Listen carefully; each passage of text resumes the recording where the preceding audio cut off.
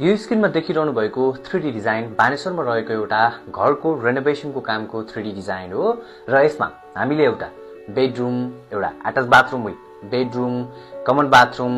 Kitchen र puja room सहितको 5 वटा कोठा निर्माण गर्न गइरहेका छौं,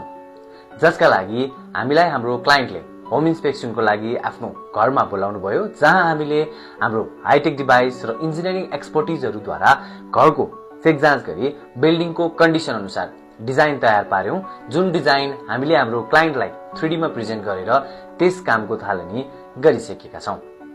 र यो बिल्डिङ आदि फ्रेम स्ट्रक्चर र आदि वाल स्ट्रक्चर, जहाँ 4 इन्चको वालहरू प्रयोग गरेर निर्माणको काम गरिएको थियो, जसको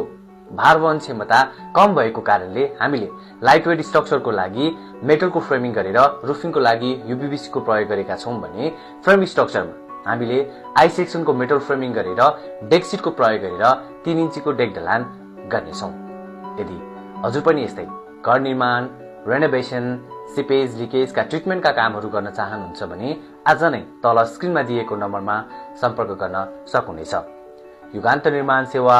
नयाँ युगको बलियो आधार।